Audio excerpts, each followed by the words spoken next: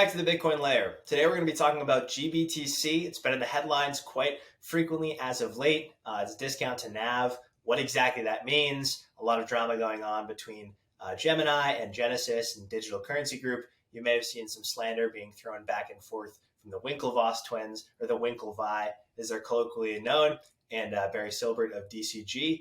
We're going to talk about all that today, and joined with me is Sam Callahan, an extremely well-read individual on this particular subject. He's the lead analyst over at Swan Bitcoin. Sam, how's it going, man? Good, Joe. Thanks for having me on, man. I'm excited for the conversation. Absolutely, most definitely. You know, we like to bring on experts in their respective fields for discussions and lecture-style videos, and we figured there was no one better than you. You've been mobbing on the TL about GBTC as of recently. You've made several appearances on a few other shows as well. So why don't you explain to the viewers what the Grayscale Bitcoin Trust is and sort of the issue that's been surrounding it for the last couple of years, as the value of its fund, i.e. the Bitcoin that are being held, is worth more than the share price itself. Yeah. So Grayscale Bitcoin Trust is a security, first and foremost. So this isn't financial advice, just for educational purposes only. And I'm not a financial advisor. We'll flash that up on screen. NFA. Yeah. And actually, full disclosure, I'm actually a GBTC shareholder. I rolled over a 401k years ago, so I actually technically am. So I wanted to full disclosure there. So Grayscale Bitcoin Trust, it's a trust that holds Bitcoin in it. So big surprise. It's also the largest Bitcoin trust in the world. And so it's what you call a closed-end trust. So it allows investors to get exposure to Bitcoin without buying the underlying Bitcoin itself. And so this was really popular investment vehicle because people in tax-advantaged accounts like 401ks or IRAs couldn't get exposure to Bitcoin for many, many, many years. And so this GBTC product was really popular because it was a security and they could buy it in these accounts. And so it grew and grew and grew in terms, and now it's the largest trust in the world. There's about 635,235 Bitcoin, or around 3.3% of Bitcoin circulating supply in this trust now. And so to understand what's the problem here and how it functions, we need to really look under the hood. And GBTC functions in that it allows people to basically give Grayscale, the sponsor of the trust, Bitcoin, and then they create shares. And then the way they create shares is in something called a private placement. And a private placement is just when securities are issued to accredited investors that aren't available to the public.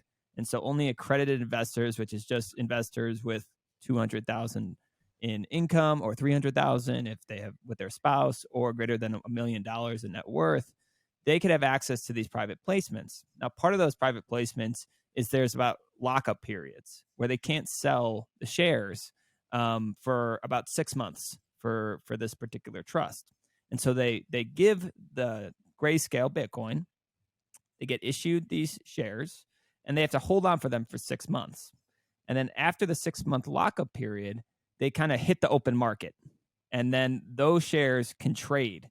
And so there's the lag effect here where the shares can trade at a different price to what they're buying the original shares for, because when they give the Bitcoin originally, they get that at NAV, and that's important, net asset value.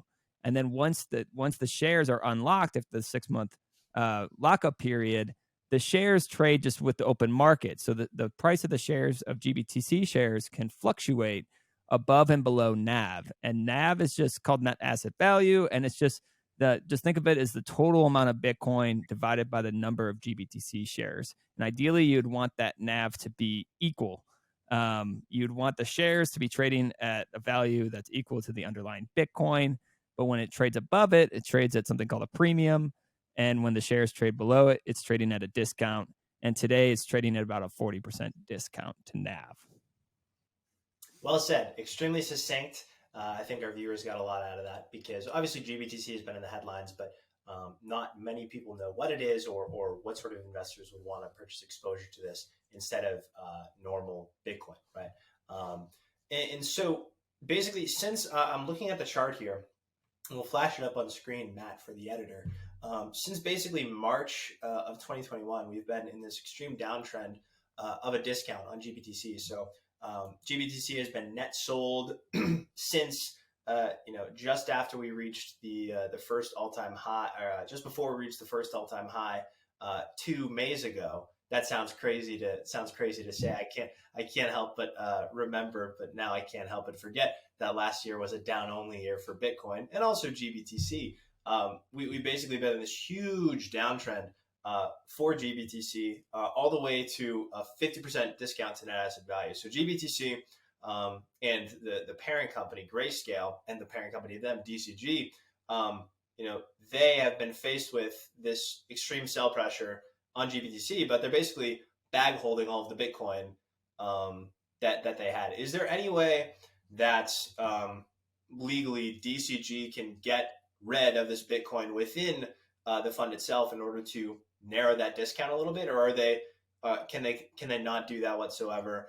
Does that have to do with the fact that it's a closed-end trust, or is this an issue that's exclusive to closed-end trusts, in that, like an ETF, unlike an ETF rather, they don't have a redemption mechanism? Is that why Grayscale can't sell the underlying Bitcoin in order to narrow that NAV up a little bit? Well, the way trust works, like even the sponsor couldn't reach their hand in and take the Bitcoin or anything, but they could allow redemptions, which would be, any kind of shareholder could trade in their shares for the underlying Bitcoin in the trust at NAV. And that's just allowing a redemption program. Now, GBTC and Grayscale, in the beginning, in like 2014, they were actually doing this. They were allowing redemptions and issuing shares, and they got in trouble with the SEC. They got a slap on the wrist, and they said, hey, you can't do that. That's in violation of a Reg M, because that's what an ETF is. An ETF, you're able to sell, you're able to redeem shares and issue shares at the same time. And that keeps ETFs kind of trading at NAV really well. But you have to get approved for ETF to be able to do that, or else you're in violation of Reg M. And so they got in trouble for that. And in 2016, they basically stopped doing any kind of redemption program. So they were only issuing shares. And so that's when the trust became what, many people have said, it's like Hotel California, where you only check in and you can't check out with this Bitcoin, because the Bitcoin can't leave ever. It just gets stuck there. So this was actually a huge source of buying pressure on spot Bitcoin, because a lot of these institutions were basically buying the GBTC shares and giving them Bitcoin. The Bitcoin would get locked in the trust, and then they would just get the GBTC shares, but the Bitcoin would never leave. And so there is a way for them to do this, and they can just allow redemptions right now. And the reason they can do that is because they're not issuing any more shares, Joe. Like, they haven't issued any new shares since Q1 of 2021. And so technically, because since they're not issuing shares right now, they can allow redemptions. But they haven't been doing that, because if they allow redemptions, then people are going to take their GBTC shares, which are trading at a 40% discount. They're going to say, hey, I'm going to redeem these for Bitcoin at NAV. And basically, that's an arbitrage trade where they collect 40% instantly, or they would just take the Bitcoin, right, and not sell it for cash. But that would decrease the AUM of the fund and decrease the fees that Grayscale receives, and at a time when they're really cash strapped. And so they don't want to allow redemptions for selfish reasons, even though it would close that discount for all the GBTC shareholders.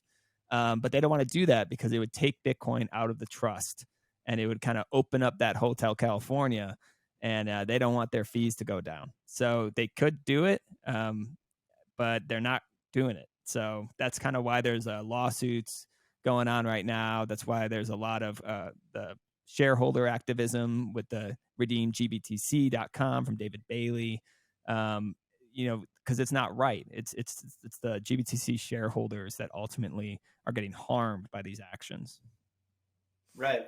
That was a wonderful explanation. So in normal times, if let's say Grayscale was still operating GBTC like an ETF, i.e. they were still issuing shares, that would preclude them from having a redemption mechanism. but because they haven't issued any shares whatsoever in nearly 2 years, they have the ability to open up the floodgates, allow GBTC holders to redeem their GBTC for Bitcoin, the underlying net asset value that they hold, but they're deliberately choosing not to. And I think that was a piece that I was missing, that they're choosing not to, and why they collect a juicy 2% management fee every year.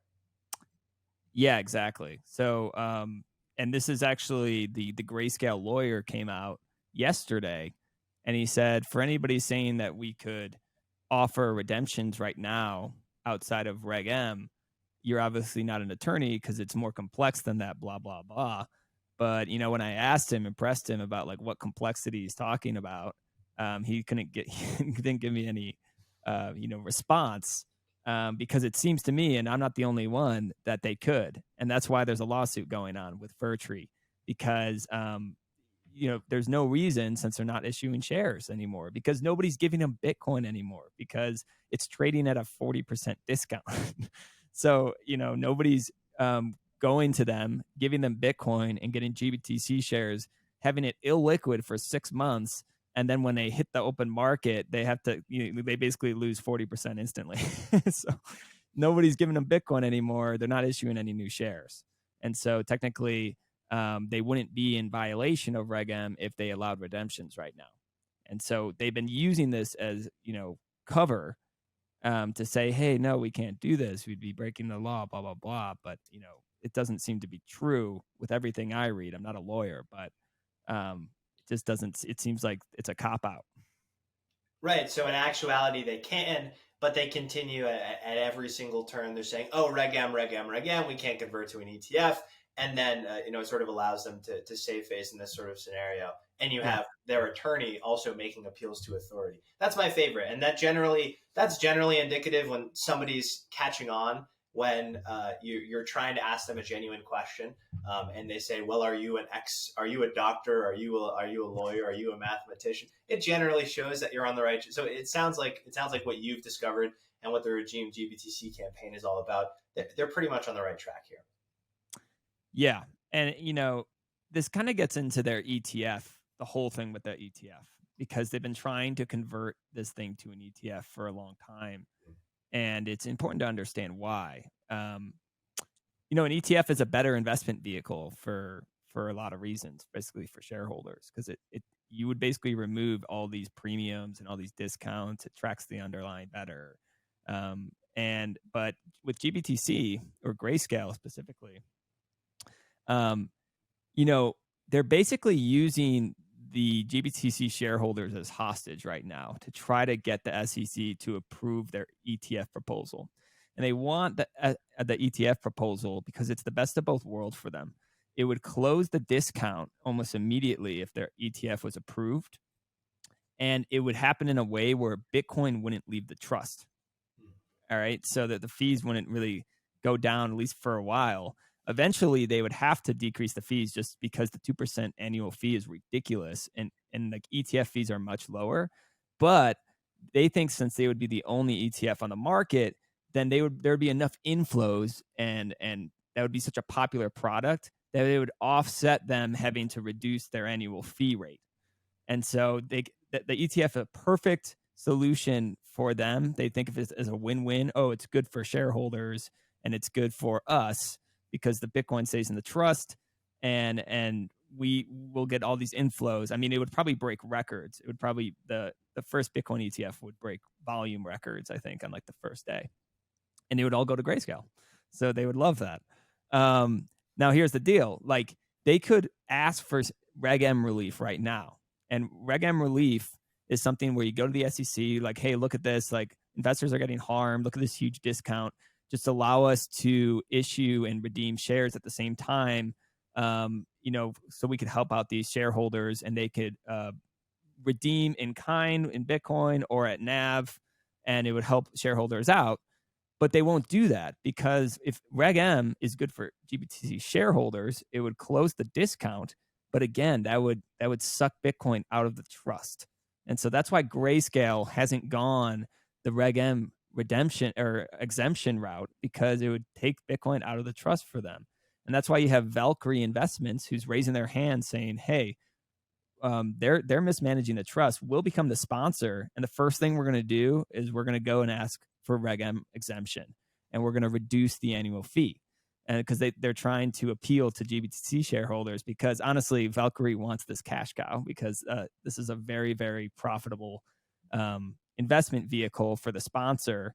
And there's a lot of annual recurring revenue with the fees. I mean, it's still making a ton of money. It's made $900 million in fees since the beginning of 2021. It still brings in 200 to $300 million in fee every year. So that's kind of what's going on. And so it's not like Grayscale is this angel trying to get the ETF for the shareholders, because they have opportunities and avenues right now that they could help their GBTC shareholders out. But they're going to the SEC and they're being like, you got to help these shareholders out. And it's their leverage, right? It's like, hey, you got to help these people out. You got to approve this ETF, because that's what they want. They're basically using their own shareholders as a bargaining chip, essentially. And it's the GBTC shareholders that are getting hurt by it. Right, because at the end of the day, the SEC, or at least what they claim to be all about, is investor protection. And so Grayscale is in a situation where they have the ability to say, oh, you're not protecting investors. And so they go to the SEC. But in actuality, Grayscale themselves have the ability to protect investors and work in their best interest. But it's not in Grayscale's own financial interest to do that. Right? It's not in their financial interest to get Reg M relief.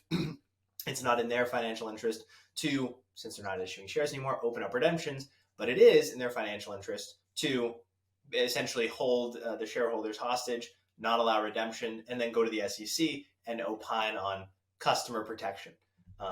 Exactly. Wow, remarkable stuff. Yeah, and the SEC, like, it kind of becomes political too, because for a couple reasons. Like, even if you go and ask for Reg M exemption, it's like Grayscale's currently suing them. So they're not exactly like best friends right now and being like, hey, we're going to help you out, right? You know, SEC would have to take the high road and be like, all right, this is for the investors, even though we hate these guys. But also the SEC, you know, when you approve Reg M, like I said, that's how ETFs work. And so I don't think the SEC would want to come across as being favorable to the crypto industry right now. And again, this is Bitcoin, but you know, it's conflated right now in terms of regulators' eyes. And they're in the wake of FTX and everything else. They don't want to come across as favorable to this industry, I don't think. So I don't really expect them to help out at all with this. And so unless they get a ton of pressure from shareholders themselves, this is why I think the Redeem GBTC campaign run by David Bailey of Bitcoin Magazine is important, because if shareholders start to organize, then their voices become louder, right? And they kind of wield a bigger sword. So yeah, that's kind of the situation right now. And so I'm not that bullish on Reg M exemption if Grayscale asks for it. But if the sponsor change and Valkyrie asks for it, then I think the odds improve drastically, where the SEC would be like, all right, like, you're not suing us and I get it. And so we're going to give you Reg M exemption. But switching sponsors is a whole nother can of worms. And that's not something that's easily done. Indeed. Yeah. It sounds like there'd be a pretty intense regulatory framework that the trust itself would need to go through in order to switch sponsors. But the sponsor themselves, they seem to be in, at least financially, relatively speaking, hot water. All throughout the year, DCG has had exposure to basically every single institution that went up in flames in one way or another. BlockFi dumped 100% of its GBTC bags. 3AC dumped 100% of its GBTC bags. As of September, Grayscale picked all of them up as of its last quarterly filings. You don't have the Q4 filings, but the Q3 filings show that Grayscale picked basically all of the GBTC up that was dumped by these institutions. And also DCG, right, through its various tentacles, not in a derogatory way, just tentacles, because it is a large and sort of all-encompassing parent company. It also had counterparty exposure to several of these institutions that went belly up. Yep. Do you think that what's going on now with Grayscale holding up redemptions, do you think, I think you may have already answered this to some degree, but do you think that if Grayscale were to allow redemptions and investors ran for the exits, do you think that that would put DCG, given that they own so much of GBTC, do you think that would put DCG in even more financial hot water than they already are? And so it's sort of, it might be DCG that's, basically, obviously not connected. We're just a parent company, whatever. They're sort of making this decision more so than Grayscale, because right now the parent company is in an extremely financially fickle position. Yeah, I mean, they would probably tell you that it's they're a separate company and we don't. But we've seen through the last year how separate these companies really are with FTX and Alameda. Oh, we're separate companies, right? So they, that term within Bitcoin and crypto more broadly, it's extremely loose, if not. No, I no. So I think allowing redemptions would really put them in a bind right now, at a time where they're extremely cash strapped and their balance sheet is not looking good. At a time when one of their major subsidiaries, Grayscale's their cash cow, but Genesis is number 2, and if that went under, and we haven't talked about the loans they have with them, but their balance sheet's not looking good right now, and that would be their main revenue source, essentially going down, because I think people would run for the exits. I think a lot of people are spooked right now who own GBTC. A lot of institutional investors are kind of spooked right now, and they're like, I want to get out of this thing. And so I think the Bitcoin held in the trust would get drained down pretty rapidly, in the event that they allowed redemptions. Now it's interesting because they are the major shareholder of GBTC. So if they allowed redemptions, they basically would get that arbitrage. They would benefit from it as the discount came closer up to NAV. Now, I don't think that the gains from that price appreciation of the shares would offset the outflows of Bitcoin in the trust. So I think the AUM would fall more than what they would benefit from just the discount closing, if that makes sense. So I think it would put them in a tough spot. And again, I think that's the big reason of why they're not doing it.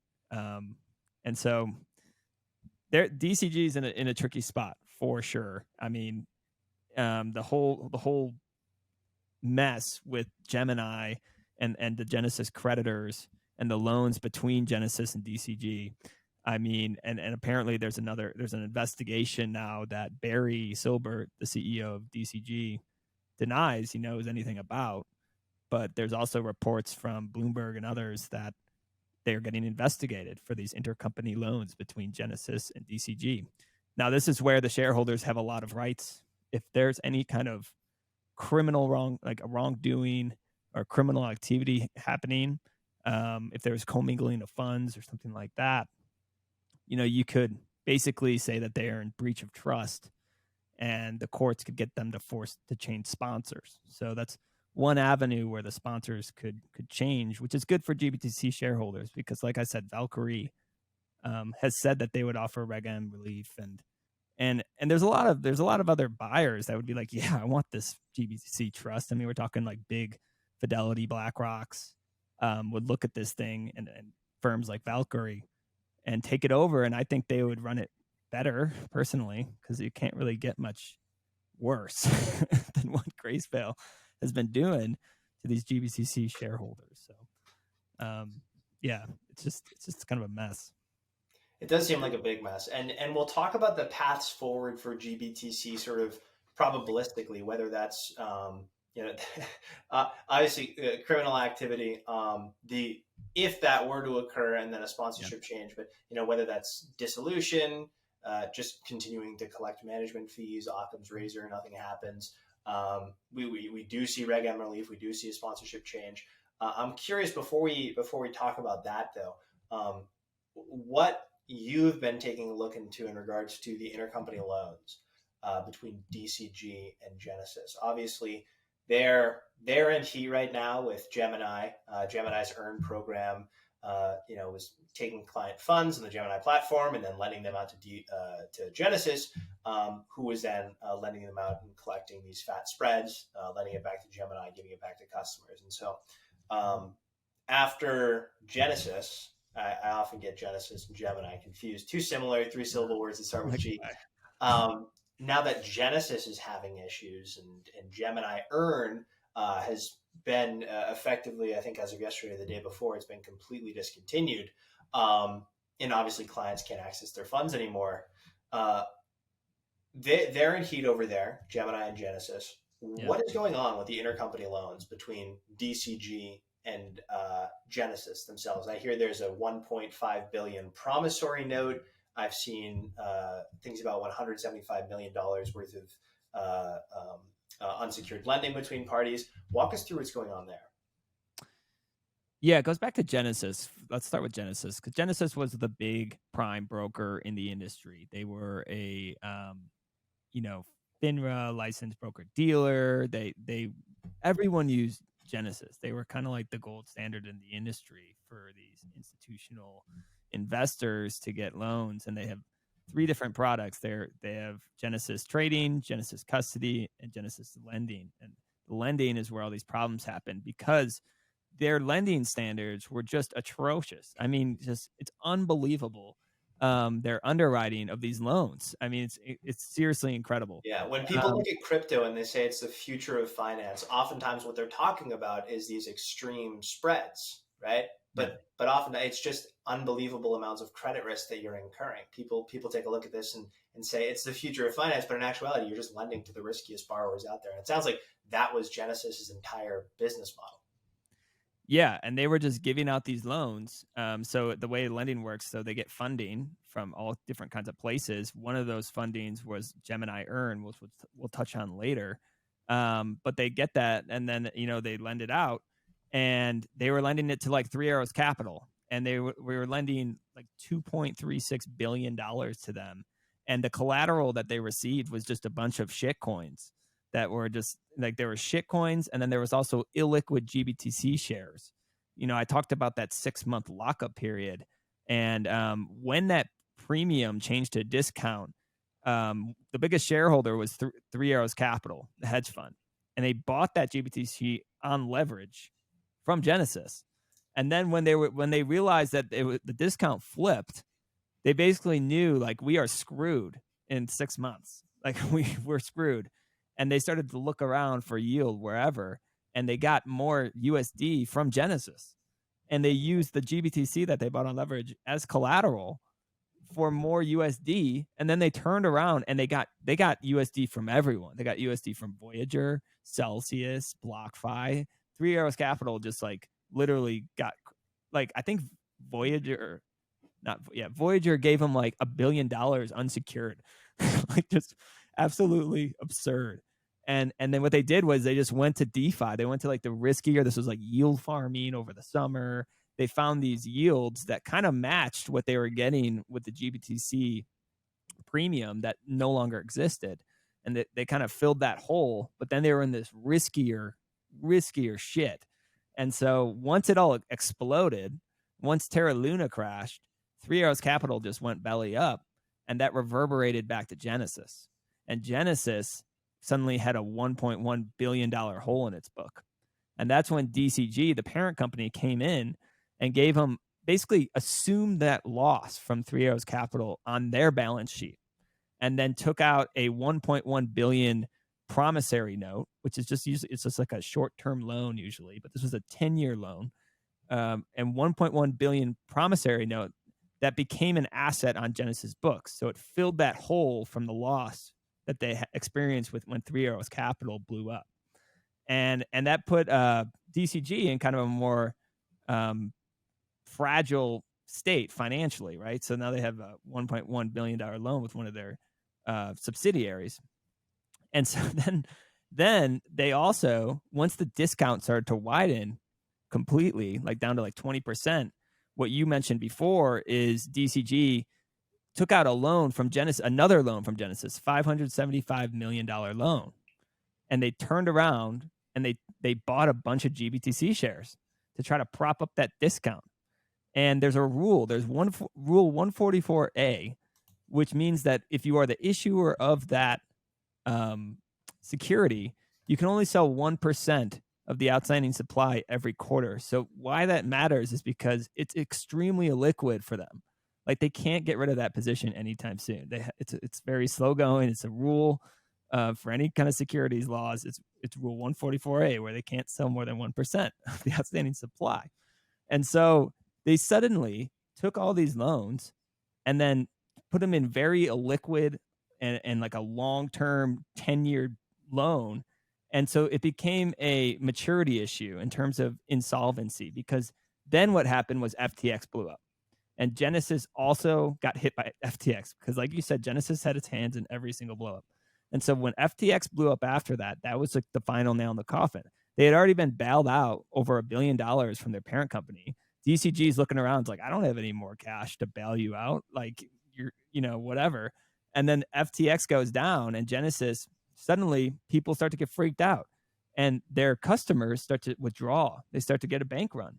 And so that means you have immediate, you need that cash immediately to try to fund those withdrawals. But instead, you have this 10-year loan with your parent company, and you have a bunch of illiquid GBTC on your books too, because you got that from the collateral from the loan from 3 Arrows Capital, and you have a bunch of illiquid GBTC shares, and long-term debt held with your parent company, and you need to fund these withdrawals now. And that's when they froze withdrawals, and that's when they were basically insolvent. And so it's all connected. And so now you have Gemini, who's like, okay, we have 340,000 Gemini earn users who are clients of Gemini who can't access their funds because Genesis is insolvent. And that's kind of what the situation is now. And that's why you have the Winklevi yelling at Barry Silbert, and they're all getting together trying to figure it out. But it seems like negotiations are breaking down. And every day this passes, I think it increases the likelihood that this is going to end up in a court.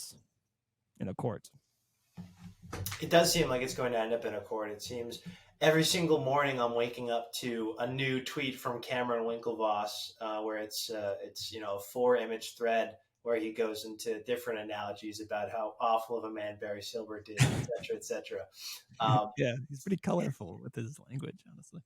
Oh yeah, to say the fair. I mean, it's entertaining if nothing else. In the bear market, this is the kind of stuff that you want. Bring it back to GBTC, I suppose, to wrap this up here and really give our viewers sort of a sense of what may happen to the trust, whether if they're owners or if they aren't.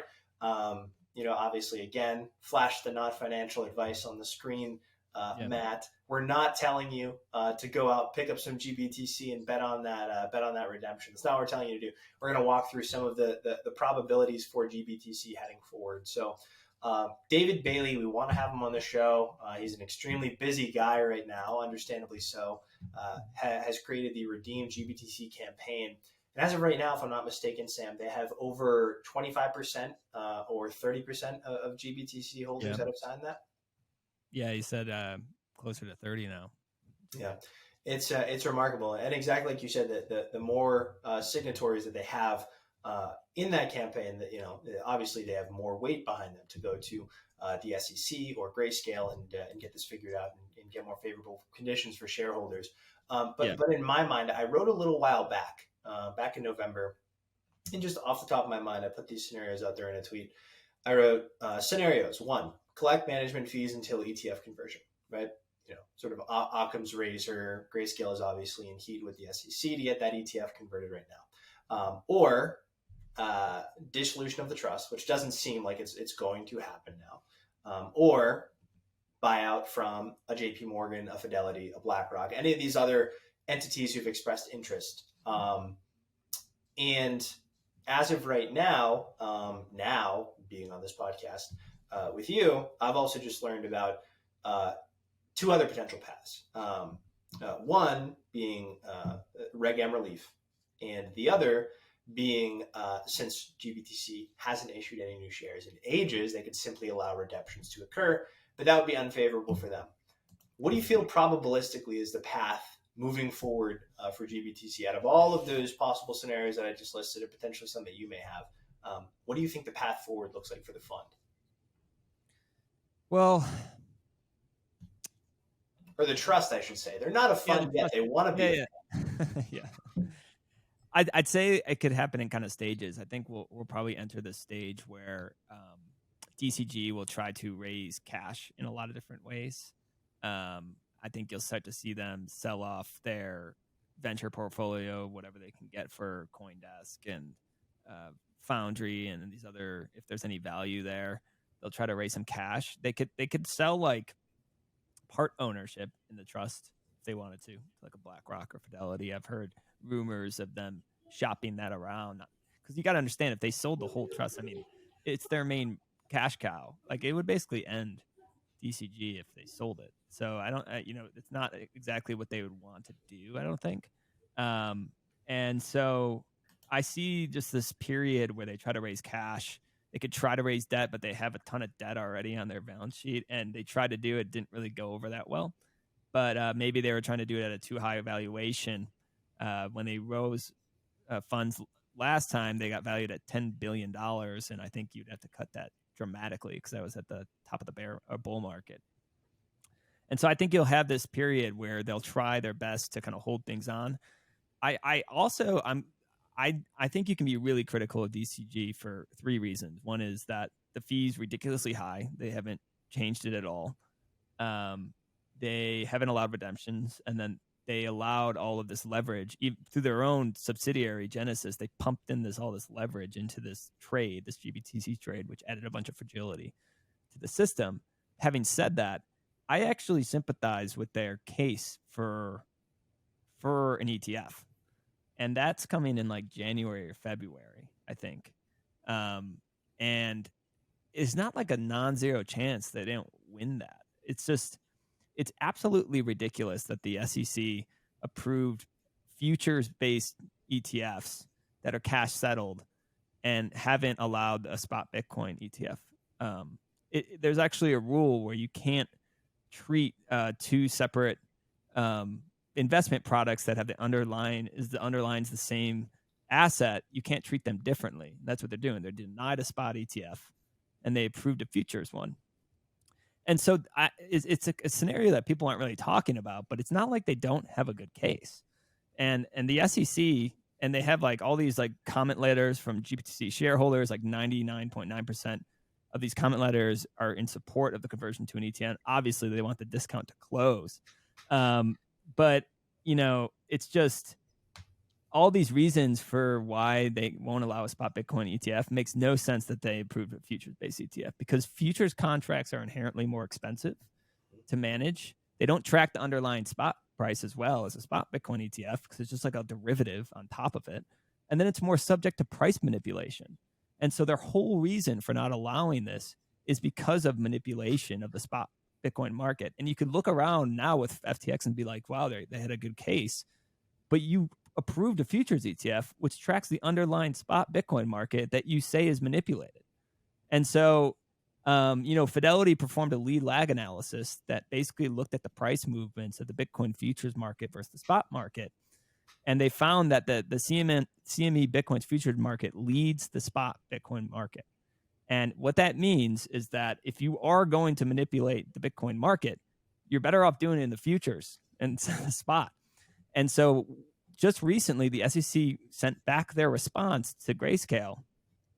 And in it, like, obviously Fidelity also wants an ETF, so they're a little biased in their analysis. But in that response, but from the SEC, they looked at 18 different lead lag analysis, basically doing the same thing Fidelity found.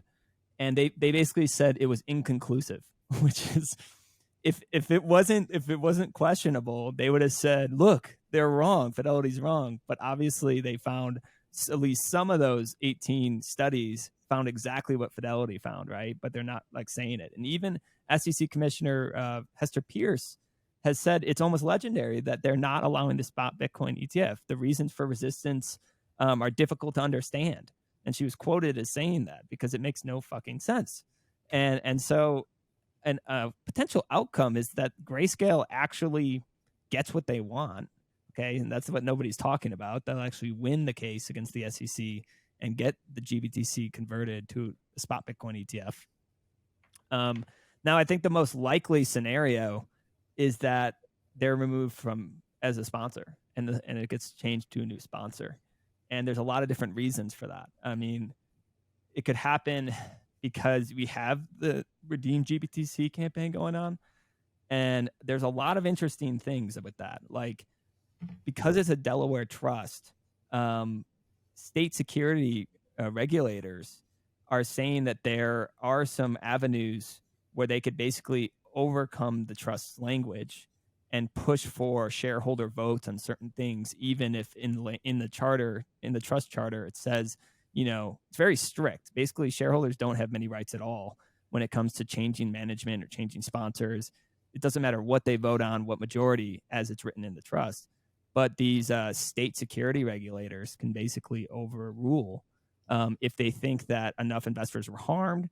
There's something about unreasonable fees specifically, so that definitely fits. There's also something in the trust, like in terms of, and this is getting into like lawyer talk, but like in terms of contract law, in the contract, in the investment contract with GBTC, it says something along the lines of you can't loan unseasoned shares, which would be when the GBTCs are locked up. And it sounds like that's exactly what they did with 3 Hours Capital.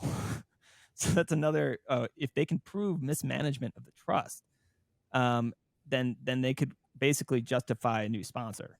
And if the new sponsor happens, then it's, like I said, there's a lot more higher probability that some of these good outcomes happen, like Reg M relief and reduction of the fee. In terms of the actual underlying Bitcoin, the only way that happens is like liquidation of the trust, which makes no sense that Grayscale would ever do that voluntarily, because again, it would kill their cash cow and basically put it, like, their business would basically be done. And so, but it could happen in the event of bankruptcy. And so only the sponsor can dictate who liquidates the trust, as is written in the trust charter. And so in the event of a DCG bankruptcy, they could say, I'm going to liquidate the trust, and then we could have 635,000 plus Bitcoin hit the market. And obviously that would be bad for the price of Bitcoin. Now, in that event, there's an option, though. Again, so this is when shareholders do have rights in the event of a DCG bankruptcy. Because if greater than 50% of them vote, they could say, no, we don't want you to liquidate the trust. We're going to move to a new sponsor. And so I think there's enough safety nets in place where the liquidation of the trust is just very unlikely.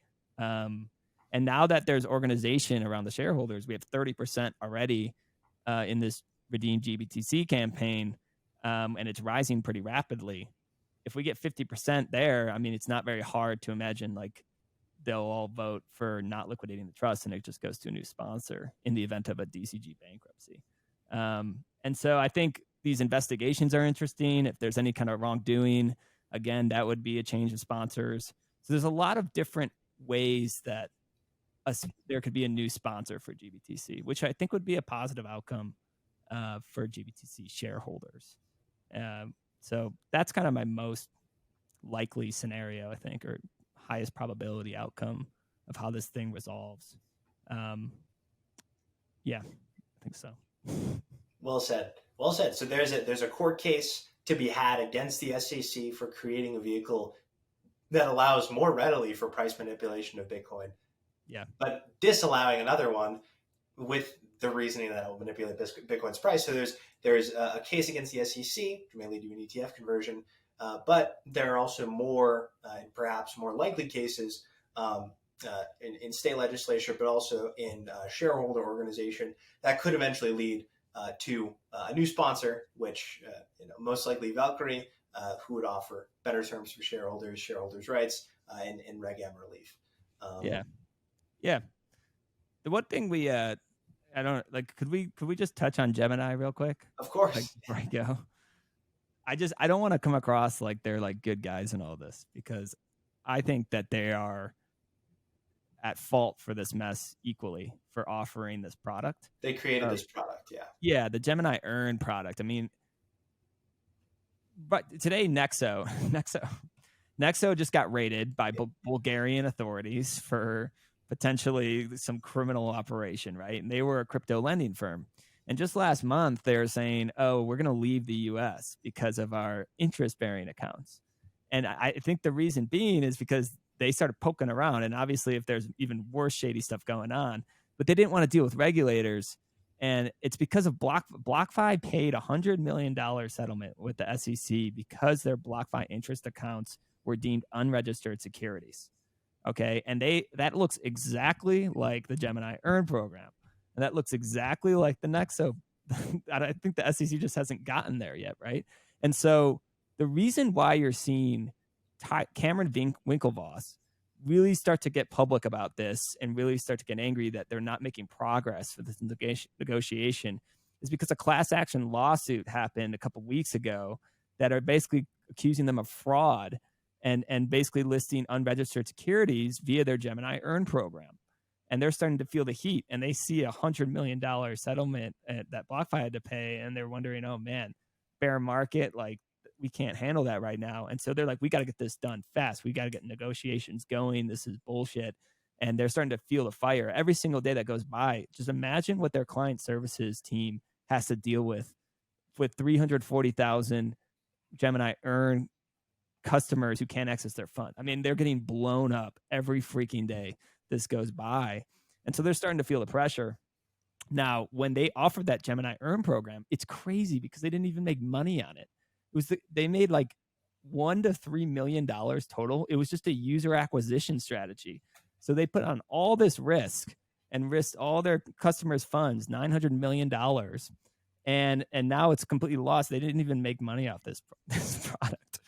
But when they did it, so they were offering yield. They basically dangled a carrot to all their customers, said, hey, you can earn yield on their unregistered securities, which most of these things are. And they were like shit coins. Like they offered 38 different coins on these Earn products. So this wasn't like quote unquote blue chip, if you even believe that. It's like literally these like tiny shit coins. And they were like, hey, you can earn some yield here, and basically acting like a pseudo bank without banking licenses. And that's what the customers use it as. They use it like a savings account, just like a bank. And they put their money in there, and then they signed these terms of services. And in the terms of services, they said, hey, we did due diligence on this, authorized borrower, and it was Genesis. And it was the only one they used. So all of the money went to one counterparty, Genesis. And there was talks about how you need to distribute this risk and get different counterparties, and they never did it. And so they thought that they did the right due diligence, which they definitely did not in the end. And so they risked their clients' funds. They put them into this thing, and then they did the due diligence to look at Genesis. And obviously they didn't do their job. And while they were doing that, while they earned yield, also Gemini took an agent fee for basically doing nothing. They would just take an agent fee and skim the top off their clients who were using this product. And so they're just not angels in this whole thing. And so it's just very important to say that this was your product. You risked your clients' funds here, and you're not like this saint and blaming everything on Barry. Barry's done a lot of blame. SEC has a lot of blame, but you have a lot of blame too. There's a lot of blame to go around for this entire mess. Indeed. Yeah, no, everybody to some degree is in the wrong. And Gemini basically took on pure, unadulterated, extremely concentrated risk, wrapped it up as what appeared to be to the layman as a bank account. And of course it wasn't. But when you wrap it up on the same platform where you can hold your US dollars and you can hold things that don't generate yield, and it's integrated into the platform, there's that assumption on customers. And so they created this product, pure, non-diversified, concentrated risk, and they earned virtually nothing off of it. And now they're also, basically every domino that fell last year, Nuxo now being rated, now there's extreme legal precedent that Gemini may be facing a case too. So we asked the Winklevi, was it worth it? At the end of the day, was it worth it for the, however many percent extra users you gained because of this program? Yeah, right. I just, it's unbelievable. And that's why you say, like, where does the yield come from? It's like, you're the yield. And like, literally think of, like, you just got herded in here into this Earn program, and then your funds are used by Genesis to give out to Three Arrows Capital. Now you can't access them, and the whole time Gemini's taking a little agent fee off you the whole time. and that's why you're the yield. And it turns out that yield should have been way higher for the risk you were taking. I mean, it should have been 100 or really, it's all a function of excess liquidity. And when you say you're the right. yield, that's exactly correct, because customers park their money in Gemini Earn. Then Gemini was giving it to Genesis. Genesis was lending out to 3 Hours Capital. What was 3 Hours Capital doing? They were betting on the movements of the extremely liquid shitcoins, that the same ones that the Gemini Earn customers were probably speculating on in their free time. And so it's all just a function of excess liquidity. And you are the yield is the perfect statement to encapsulate it all. And now that money has a price, it's really no wonder that the first thing to fall last year was Luna. Was Terra and Luna. Totally. You reported on that back then too. And now that we're in this period where hikes aren't even over yet, and more than half of the industry is completely I put that in air quotes, is totally decimated. It's just being a bystander for this and being somebody who's Bitcoin only and just watching everything go up in smoke. I feel for the investors, but at the same time, I'm happy to see it all go, frankly. Yeah, I mean, it was just. That's what I think the first thing I say in my piece was, there's a couple people that can be blamed for this, and one is the Federal Reserve for allowing this ultra low rate environment of rampant speculation. And when the cost of capital was basically zero, this is the kind of nonsense that starts to develop. And nobody understood like how interconnected everything was, but it turns out that it was all just one big web of leverage, and this leverage unwind as the Fed went on one of their fastest hiking cycles ever. I mean, it just blew it up, and the Fed's not coming in to save the crypto industry. I guarantee you that. So yeah, man, this is like, there's a lot of lessons to be learned, and one of them self-custody, and we're seeing that, right? That's one of the positives of this. We're seeing self-custody go up, and there's a lot of great education happening and hard lessons learned. But anybody who's like, man, I just don't want to deal with any of this, it's pretty simple. You just buy Bitcoin and take self-custody of it, and you don't have to worry about any of these things like bankruptcies or trust charters or what's going to happen. So I think that's like an important lesson to take away from this. The one thing I'd say is like, it's not all fun and games. Like there is going to be a hit to liquidity in terms of the general market structure that'll take a little bit while to rebuild up. If say DCG went down at Genesis and all these things, like the amount of liquidity providers is getting kind of thin. Like turns out there was a lot of fraudulent behavior going on, but you have FTX, you had and now Genesis and all of these lenders, and so what's left is like Coinbase and Binance, and so you're just talking about just like in terms of just general liquidity. It might take a little bit while to build it back up, but I think it'll get built back up in a much more sustainable manner with better actors, which is great. This is what kind of the creative destruction you want to see in bear markets. So as a Bitcoiner, you're just kind of sitting here with popcorn, just watching this all play out, trying not to say like I told you so many times, but yeah, it's pretty wild, man. It's been a crazy year, but definitely exciting. Indeed, and it's good to be in your position. Is good to be in my position. Is good being able to cover all of this and have it so exciting and moving moment to moment. I wouldn't trade it for anything. And it seems like moving into 2023, with unemployment rate relatively staying where it is for now and inflation decelerating, it seems like the Fed can hold higher for longer. Thus far, their ability to do so seems pretty intact, right? The sort of shallow recession narrative is holding intact. But that's good for crypto and this creative destruction that you just talked about, because as this positive real cost of capital, which is a phrase that all of these firms have never heard before in their life, as that proliferates throughout the industry and continues decimating all of these entities, it seems like by the time the Fed will have to shift course, we'll have even more bodies that float to the surface, which is what we want at the end of the day. Yeah, man. And like, yeah, and I say this like, I don't want to be callous. Like, I have so much empathy for the victims of this stuff, which is always retail investors, right? It's always mom and pop investors that are the ones hurt by all these things. And the amount of nonsense that went on in the broader crypto industry and these lending platforms and the leverage, it sucks, right? And so you have empathy for the victims.